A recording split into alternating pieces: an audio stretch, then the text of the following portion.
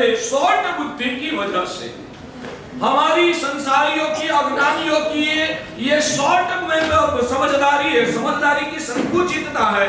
जो दुख तत्काल आया उस दुख को ही मिटाने का हम सोचते हैं, जो दुख जीवन में तत्काल आया उस दुख को ही मिटाने का सोचते हैं। मगर ये दुख की परंपरा कहां से चली है, कैसे चली है? सभी दुखों की परंपरा को ही खत्म करना, दुख को खत्म करना वो सच्ची समझदारी नहीं है। दुख की परंपरा को खत्म कर देना वो सच्ची समझदारी। आप लोग यहाँ भी बहुत अज्ञान की वजह से अटक गए हैं। हम दुखों को ही मिटाने की कोशिश करते हैं। भगवान का आदेश है दुखों को नहीं मिटाना है, दुखों की परंपरा को मिटाना। भाग्यशाली मैं एक उदाहरण आपको देता हूं कि आपके घर के आंगन में बबूल का पेड़ खड़ा हो गया है। आपके घर के आंगन में बबूल का पेड़ खड़ा हो गया है और उस पेड़ की डालियां फैली हुई है। बच्चे का आवाज बार-बार विक्षेप करता है।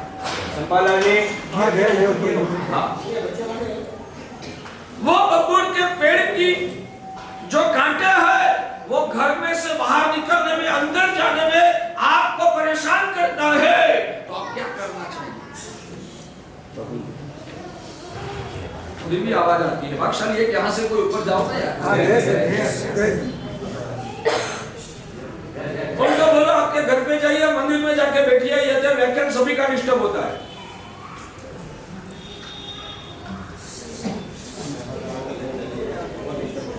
वो जो बबूल का पेड़ है आपको घर में बाहर अंदर जाने आने में परेशान कर रहा है, तो क्या करना चाहिए? तो वो व्यक्ति को लगा कि ये डालियां बहुत परेशान करती है, तो उसने वो जो डालियां परेशान कर रही थी ना, सभी डालियां को काट दिया। सभी जो भी डालियां परेशान कर रही थी सभी डालियां को काट दिया। ये दुख से छुटकारा हो गया। ठीक हुआ ना? उसने व्यवस्थित सही ढंग से काम किया ना? क्यों? आज इस दिख को तो भले मिटाया, मगर 15 दिन में नई डालियां फिर से फैल जाएगी, तो फिर से परेशानी आने वाली है। ये दुख को, परेशानी को मिटाया, फिर भी 15 दिन महीने के दौरान दोबारा नई डालियां फैलेगी और वो वापिस परेशान करेगी। तो इससे हमेशा के लिए छुटकारा पाना है तो क्या करना चाहिए? जड़ से निकालो, यानी कि ये डालियां तो चली जाए, नई डालियां फैलने का मौका भी खत्म हो जाए, वैसे जड़ से उसको निकालना वही दुख से छुटकारा पाने का सही इलाज है। सच में बताइए भाग्यशाली, मैं आपसे पूछ रहा हूँ, आप सब अक्खी पेट वाले तो समझदार है, वैसी हवाई हमने सुन के चौमासा नहीं किया। अक्खी पेट वाले बहुत समझदार, बुद्धिशाली है, वैसा सुना है। इसलिए मैं आपसे जानना चाहता हूँ कि आज तक जन्म से लेकर पिछले भव तो हमको याद भी नहीं है, आप लोगों को, मुझे भी, मेरा पिछला भव क्या था वो मुझे भी याद नहीं है, मगर इस भव में जन्म से लेकर आज तक आपने क्या काम किया है, क्या सोचा है? दुख को मिटाने का प्रयास किया है या दुख की परंपरा को जड़ से ही खत्म करने का आपने सोचा है? आप लोगों ने क्या किया वो मैं जानना चाहता हूँ। आप लोगों ने क्या किया है? दुख को खत्म करने का कोशिश किया है या जड़ से ही दुख को उखाड़ के फेंक देने का, उसकी परंपरा को ही मिटा देने का आप लोगों ने सोचा है? जवाब दो। मैं बाहर जाके किसी को नहीं बोलूंगा कि आपकी पेट वाले ऐसे निकले, मेरी धारणा निष्फल गई, मैं किसी को नहीं बताऊंगा। जड़ इतनी मजबूत है कि वो हिलती नहीं है। मजबूत है या ढीली है, हिलती है या नहीं हिलती है, वो सब दूसरे नंबर में। पहले आपने सोचा क्या? दुख को मिटाने का सोचा है या दुख की परंपरा को मिटाने का सोचा? नहीं नहीं नहीं, हकीकत में मेरा प्रश्न ये है कि ये दुख की परंपरा को मिटाने के लिए आपने क्या क्या पुरुषार्थ किया, वो मुझे बताइए। ये दुख की परंपरा को मिटाने के लिए आप लोगों ने क्या क्या पुरुषार्थ किया किस दिशा में, आपने सही पुरुषार्थ किया होगा, मैं आपकी प्रोत्साहन करूंगा, शास्त्र की परिभाषा के अनुसार मैं आपकी उपब्रूहणा करके आपका उत्साह को बढ़ाऊंगा। और शायद आपने गलती किया होगा तो मैं प्रेम से आपको समझाऊंगा कि इसमें अब आपको क्या परिवर्तन करना है, मैं समझाऊंगा, आपका बन के आपके साथ बात करूंगा, आप टेंशन मत कीजिए। मगर मुझे बताना तो पड़ेगा ना कि आज तक आपने पुरुषार्थ क्या किया। एक बात कहूं, आज तक जितने भी आत्माओं ने ये दुखों की परंपरा को मिटाने का, जड़ से दुख को खत्म करने का सही दिशा में पुरुषार्थ किया है ना, एक भी आत्मा उसमें फेल नहीं गया है। सभी आत्माओं का पुरुषार्थ सफल हुआ है। अनंत आत्माओं ने दुखों की जड़ को उखाड़ के फेंक दिया है। एक भी आत्मा उसमें निष्फल नहीं हुई है, एक सिंगल आत्मा भी उसमें निष्फल नहीं हुई है। इसलिए आपकी बात में मुझे डाउट जाता है कि आप बोलते हो कि हमारे दुखों की जड़ मजबूत है, तो मेरे दिमाग में नहीं जमता है, क्योंकि अनंत आत्माओं ने सफलता पाया, एक भी आत्मा उसमें निष्फल नहीं गई, तो आप निष्फल कैसे जाओगे? शायद लगता है कि आपने गलत दिशा में पुरुषार्थ किया है और ब्रह्मणा का भोग बनकर आपने मान लिया कि मैं दुख की जड़ को खत्म करने की कोशिश करता हूँ। हकीकत में आपने गलत पुरुषार्थ किया। दुख की जड़ उखाड़ना कठिन नहीं, हाँ सही ढंग से, कुन्हे से। बाकी चलिए, यहाँ ये दीवार में एक खिली को क्या बोलते हैं? मैं खिली बोलूंगा, आप समझ लेना। यहाँ दीवार में एक खिली लगाई हुई है, उस खिली को निकालना है। उस खिली को निकालने के लिए मैंने बोला कि ये खिली जो है ना यहाँ, वो मुझे डिस्टर्ब कर रही है कुछ काम करने में, तो इसको निकालना है। आप खड़े हो गए और हाथ से खिली को निकालने के लिए आपने कितना पुरुषार्थ किया, 2 घंटे से आप खिली को निकालने की कोशिश करते हैं, तो क्या होगा? और पहले ढीला करना पड़ेगा। वो खिली तो ढीली नहीं होगी, और क्या होगा? आपकी अंगुली में से खून निकलना शुरू हो जाएगा। तो ये खिली को निकालना है तो कितना समय लगेगा? ये खिली को निकालने के लिए टाइम कितना चाहिए? 1 मिनट का काम है। हाँ, क्या किससे? औजार से खिली को पकड़ के आप ऐसे मोचड़ोगे ना, खिली आपको आप 1 आधी मिनट में बाहर आए। बोलो, खिली को बाहर निकालना कठिन है या आसान? क्यों आसान है? 2 घंटा तक आपने मेहनत किया, फिर भी नहीं निकली, फिर भी आसान कैसे बोलते हो? बोलो, जो काम बल से नहीं होता है ना, वो काम कल से होता है। हमारे गुजरात की कहावत, जो बल से नहीं होता है वो कल से होता है। कल से यानी कि कला से, टेक्निक से निकालो तो आधी मिनट में खिली निकल जाएगी। बिना टेक्निक मेहनत करते ही रहोगे, 2 घंटा नहीं 2 दिन तक मेहनत करो तो भी नहीं। यानी कि आज तक हमने संसार की जड़ को निकालने के लिए शायद पुरुषार्थ नहीं किया है, और जिस दुखों को हम मिटाने की कोशिश करते हैं ना, उसमें हम टेक्निक का यूज नहीं करते हैं। भगवान कहते हैं कि अंदर से दुखों को मिटाने के लिए बहुत धर्म भी करने की आवश्यकता नहीं है। अंदर का मोह का जहर को पिघाल दो, आत्मा की शुद्धि कर दो। संसार के पदार्थों के प्रति हमारी जो प्रबल आसक्ति है ना, उस आसक्ति को कम कर दो, पिघाल दो, मिटा दो, तो आपका संसार के सभी दुख आप आसानी में मिट जाएगा। वो कैसे मिटता है वो तो सिखा रहा हूँ, वो सिखाने के लिए मैं बैठा हूँ। तो वही सीखना है। सबसे पहले तय करो कि हम आज तक दुखों को ही, आने वाले दुखों को ही, आने वाले भी नहीं, आया हुआ दुख को ही मिटाने की कोशिश करते हैं। हमारे भगवान कहते हैं कि आया हुआ दुख को मिटाने के लिए कुछ आपको करना नहीं है। अंदर से आप बस उस पदार्थों का ममत्व और मूर्छा को पिघाल के आपकी खुद की आत्मा की शुद्धि करने में लग जाओ। अंदर से तृष्णा खत्म हो जाएगी, अंदर से चित्त की वक्रता माया प्रपंच खत्म हो जाएगा, अंदर से अहंकार आपका पिघल जाएगा, अंदर की वृत्तियां आपकी निर्मल हो जाएगी न, सभी प्रकार के दुखों से आपको आप ही हमेशा के लिए आपका छुटकारा हो जाएगा। ये बल से जो दुख को नहीं मिटा सकते, कल से, यानी कि इस तरीके से आत्मा को ट्रीट करके हम हमारी आत्मा को सभी दुखों से छुटकारा दिलवा सकते हैं। धीरे धीरे सीखना मिलेगा, मगर सबसे पहले दुख को ही खत्म करना नहीं है, दुखों की परंपरा को खत्म करना है। और परंपरा को खत्म करने के लिए, परंपरा को खत्म करना यानी कि आज तो डालिया को काट दिया तो दुख खत्म, मगर फिर से दुख वापिस 15 दिन महीने के बाद खड़ा होने वाला है। यानी कि आपने दुख को तो खत्म किया मगर दुख की परंपरा को खत्म नहीं। समझ में आया? ये डालिया के उदाहरण से आप समझो, तत्काल उदय में आया हुआ दुख को तो शायद आपने मिटा दिया, मगर 15 दिन महीने के बाद वापिस डालिया फैलेगी, वापिस दुख आने वाला है। यानी कि दुख को आज खत्म कर दिया, दुख की परंपरा को हमने खत्म नहीं किया। अब यह दुख की परंपरा को खत्म करना है तो क्या करना पड़ेगा? तो दुख की जड़ को ही खत्म कर देना पड़ेगा, यानी कि मूल से ही वो बबूल का पेड़ को निकाल के जंगल में फेंक देना पड़ेगा, तो हमेशा के लिए इस पीड़ा से छुटकारा होता है। वैसे भगवान कहते कि संसार दुखों की जड़ है, संसार। दूसरे शब्दों में कहूंगा तो दुखों की जड़ है जन्म, दुखों की जड़ है जन्म।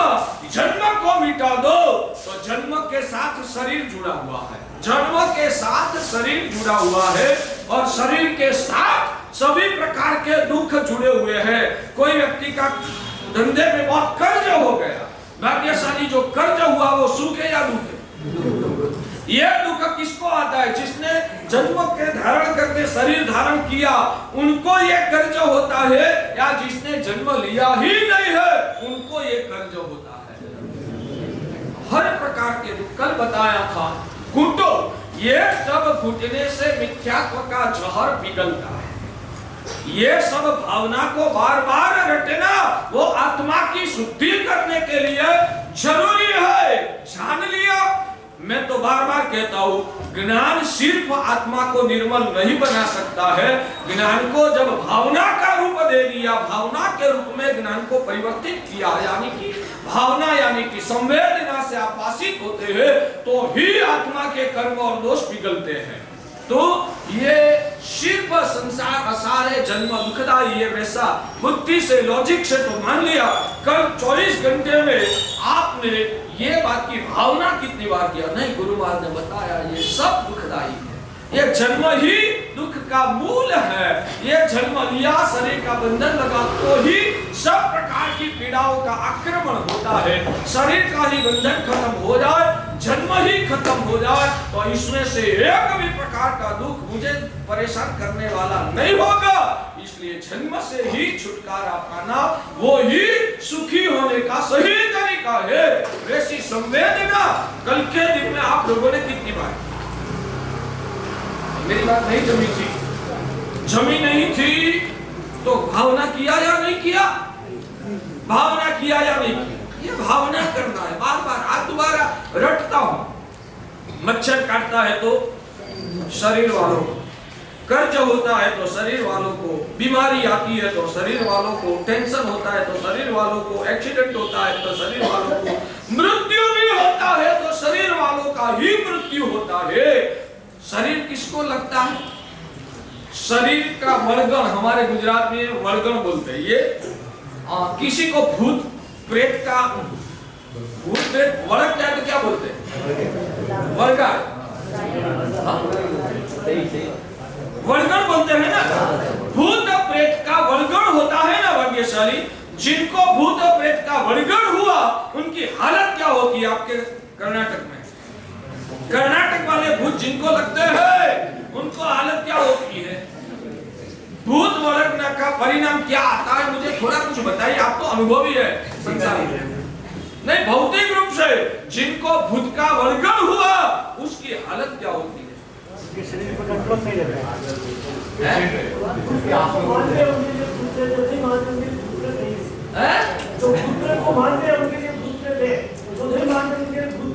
हम तो मानते हैं, हम तो मानते हैं, हमारे तो शास्त्र में बात आती है, ऋषि मंडल भी सुनते हो ना, भूत प्रेत डाकिनी साकिनी वो सब यंत्र की जात है।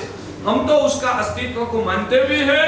और हाँ, व्यक्ति अंदर से निर्माल्य है, कमजोर है, कम मनोबल वाला है और उसने किसी के साथ इस भाव में दुश्मनावट किया है ना, ध्यान रखिए।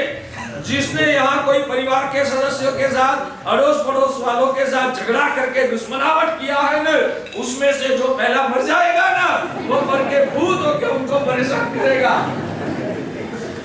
जो ऐसा पीड़ा सहन नहीं कर रहे हैं तो किसी के साथ मन दुख दुश्मनावट मत करना भाग्यशाली। ठीक है, हमारे शास्त्रों में तो माना है कि भूत नाम की चीज है ही, हम मानते हैं। तो ये भूत जिसको वड़गड़ होता है उसकी हालत क्या होती है भाग्यशाली?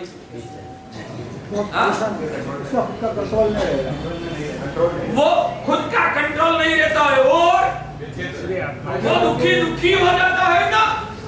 जिनको खुद का वर्गन होता है वो दुखी हो जाता है ना। अब इस दुख से छुटकारा पाना है तो क्या करना पड़ता है? विधि विधान करके उस भूत का वर्गन को मिटाना पड़ता है। हमारे भगवान कहते हैं कि आपकी आत्मा को कर्म का भूत लगा है, आपकी आत्मा को ये शरीर का वर्गन लगा हुआ है। ये वर्गन है, वर्गान है। ये वर्गान जिनको लगता है ना, वो ही इस संसार में दुखी होता है। जिनको ये वर्गान नहीं लगा है, वर्गन छूट गया ना, वो सुखी हो जाता है। और आप महसूस भी करते हो ना, जिनको शरीर का वर्गन है उनको ही सब प्रकार की पीड़ा, बीमारी, दुख, प्रतिकूलता उनको ही आता है ना। क्या उसमें कोई शंका है? भगवान कहते हैं कि ये तत्व का स्वाध्याय करके अपनी आत्मा को हमें भावित करना है और ये भावित करके अंदर का मिथ्यात्व को हमें पिघालना है। भगवान कहते हैं, हम भगवान सिमंदर स्वामी के स्तवन में सुबह में बोलते हैं ना, मारू न हतु तेने मारू करी मान्यू, मारू हतु तेने नहीं बिछान्यू। ये मिथ्यात्व का लक्षण है। ये मिथ्यात्व का लक्षण है। मारू न हतु तेने मारू करी मान्यू। ये शरीर मेरा नहीं है। शरीर के साथ जुड़ा हुआ परिवार वो भी मेरा नहीं है। शरीर के साथ जुड़ा हुआ भौतिक गाड़ी बंगला धन संपत्ति का संसार वो भी मेरा नहीं है। ये सब चीजें शरीर के साथ जुड़ी हुई है और शरीर यहाँ रह जाएगा तो ये सब चीजें भी यहाँ ही रह जाने वाली है। जन्मांतर में इसमें से कुछ हमारे साथ आने वाला नहीं है। इसलिए तात्विक रूप से ये तो कर्म की वजह से संजोग हो गया, अलग बात है। वास्तविक रूप से इन चीजों में मेरा कुछ नहीं है। तो मारू जो न हतु तेने मारू करी। भगवान कहते कि हर रोज ये भावना करना, ये शरीर भी मेरा नहीं, ये शरीर मेरा नहीं है।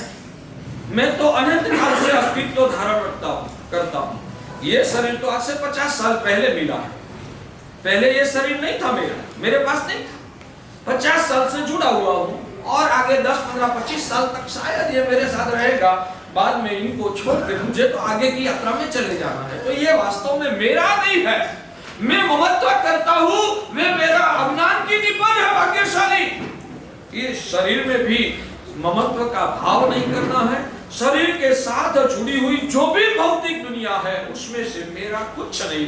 भगवान कहते कि सम्यक दर्शन को निर्मल करने के लिए ये अज्ञान और मिथ्यात्व का कचरा को हमें पिघालना पड़ेगा। मैं तो शुद्ध स्वरूपी रूपाती अनंत ज्ञान दर्शन चारित्र के भंडार, परम सुख के स्वामी, अनंत गुणों का दरिया स्वरूप, मैं तो परम चैतन्य स्वरूप जीवात्मा। मैं जीवात्मा हूँ, मैं तो अरूपी हूँ, मैं तो शाश्वत हूँ। इस जगत में जो भी अशाश्वत चीजें यानी कि विनाशी चीजें मेरे साथ जुड़ी हुई है ना, वो तो कर्म का प्रभाव है। वास्तव में उससे मेरे कोई लेना देना नहीं है। ये सब मेरे से पराई चीज है। भगवान कहते कि इस भावना को बार बार रटना है।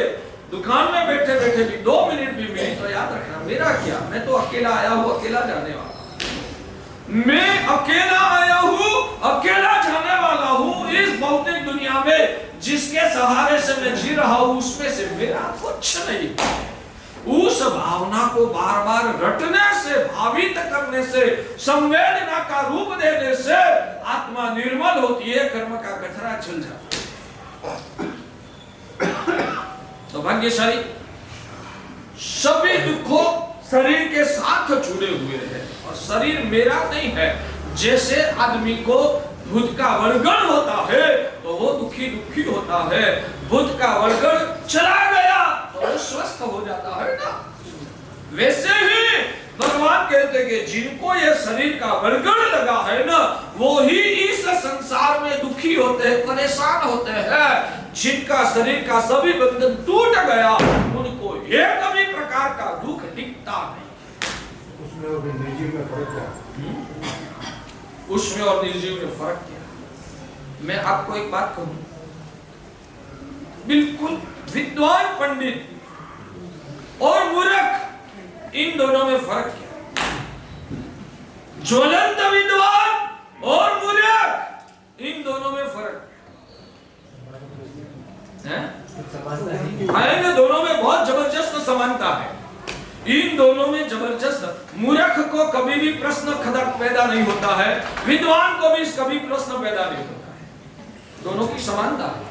मूर्ख को कभी प्रश्न पैदा नहीं होता है, विद्वान को भी कभी प्रश्न पैदा नहीं होता है। ज्ञानी को कभी प्रश्न पैदा नहीं होता है, अज्ञानी को भी कभी प्रश्न पैदा नहीं होता है। जो अर्थ ज्ञानी होता है उसको ही प्रश्न पैदा होता है। तो ज्ञानी और अज्ञानी में फर्क है। वैसा फर्क है जीव और पुद्गल। शुद्ध चैतन्य स्वरूप जीवात्मा परम सुख की टोच पर बैठा हुआ है, उसका चैतन्य में पराकाष्ठा तक पहुंच गया है, इसलिए उनको कभी दुख का प्रश्न ही पैदा नहीं होता, क्योंकि पराकाष्ठा तक आत्मा की शुद्धि को उसने उजागर कर दिया, इसलिए उनको कभी दुख होने वाला नहीं है। जड़ जो है, पुद्गल है, वो अचेतन है, उसमें कोई संवेदना नाम की चीज ही नहीं है, इसलिए उनको भी कोई दुख नहीं होता है। उस रूप में दोनों समान है। जमता है, समझ में आता है बाकी सब। तो आगे चलता हूं। भगवान कहते हैं ये शरीर के पर वैराग्य, और शरीर के पर वैराग्य होगा ना, तो शरीर के साथ जुड़ा हुआ पूरा संसार के पर आपको वैराग्य पैदा होगा। ये शरीर विनाशी है, शरीर ही दुख का कारण है, शरीर ही दुख की जड़ है। ये शरीर किसको लगता है? जिसने जन्म धारण किया उनको ही शरीर का बंधन होता है। इसलिए हमारे भगवान कहते हैं कि सभी दुखों का मूल जो कोई हो तो वो जन्म है। इसलिए सभी प्रकार के दुखों को दुख कहा जाएगा, तो जन्म को महादुख का दर्जा देना पड़ेगा। जन्म जो है वो महादुख का कारण है। इसलिए ही भगवान कहते कि वास्तव में मृत्यु खराब नहीं है, मृत्यु खराब नहीं है। आपको पता है ना, हमारे वहां कोई गुरु भगवंत का स्वर्गवास होता है ना, तो बैंड वाले बजाते हैं। हाँ? पता है आप लोगों को? पता है ना? अनुभव जो बेंगलोर में कभी हुआ तो पता नहीं, गुजरात में तो बार बार होता है, क्योंकि हजारों साधु साधु जी भगवान है। आज फिर बात निकली तो गुजरात की धरती को धन्यवाद दें। उसमें सीखना है। अकेले सूरत में आज की तारीख में सूरत शायद आपका बेंगलोर से कोई ज्यादा बड़ा सिटी नहीं है, शायद उतना ही, इससे ज्यादा बेंगलोर सिटी से सूरत सिटी, महात्मा कहते हैं, मुझे इतना पता नहीं था, मुझे लगा कि जितना बेंगलोर है उतना सूरत, मगर महाराज तो कहते हैं बेंगलोर से आधा सिटी। उस बेंगलोर सूरत सिटी में आज के वर्तमान में कितने साधु साध्वी विद्यमान है आप जानते हो? 1600 साधु साध्वी आज इस साल चौमासा अकेले सूरत में। हम यहाँ 10-12 ठाणे आए, 8-10 साध्वी जी आए ना, हमारे अक्की वेद वाले बोलते हैं कि हमारा तो इतिहास हो गया, इतने सालों में इतने साधु साध्वी जी।